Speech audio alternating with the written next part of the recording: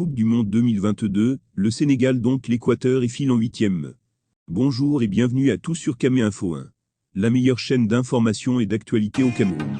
Si vous êtes nouveau sur la chaîne, je vous invite à cliquer sur le bouton d'abonnement là en dessous et d'activer la cloche de notification pour ne rien manquer de nos prochaines vidéos.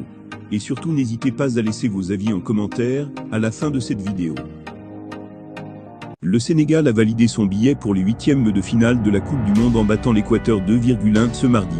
Les hommes d'Aliou Cissé éliminent ainsi la tri et terminent derrière les Pays-Bas. Dans le groupe A, les Sénégalais célèbrent contre l'Équateur au Mondial 2022. Le Sénégal l'a fait 20 ans après. Obligé de s'imposer face à l'Équateur pour arracher la deuxième place du groupe A et ainsi rallier les 8e de finale de la Coupe du Monde 2022, les Lions de la Teranga ont dominé la tri 2-1 ce mardi, au terme d'une rencontre globalement maîtrisée au stade Khalifa International. Aliou Cissé, qui alignait un quatuor offensif Ndiaye Gueye Sardia, a de quoi être satisfait après la performance convaincante de ses hommes. La première période était d'ailleurs clairement à l'avantage des Lions de la Teranga, plus incisifs et agressifs, qui ont démarré très fort.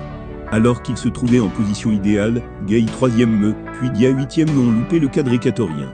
La tri de Valencia, finalement titulaire malgré son problème au genou, ne parvenait pas à se montrer dangereuse et à inquiéter Mendy.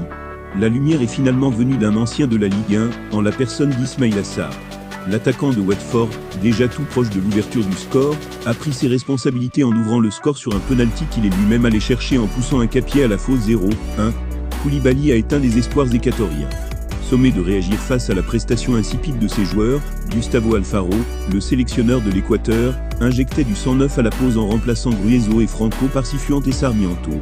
Des changements qui ont eu le mérite de modifier le visage de son équipe, plus à même de tenir le ballon face à des Sénégalais plus défensifs. Sans une intervention impeccable de 6 devant Plata, la tri aurait pu revenir au score plus tôt. Il aura fallu attendre une réalisation à bout portant de Kesdo, après une déviation au premier poteau sur corner, pour voir l'Équateur égaliser. Un but permettant à la tri d'être virtuellement qualifiée pour les 8e de finale, mais la joie fut de courte durée.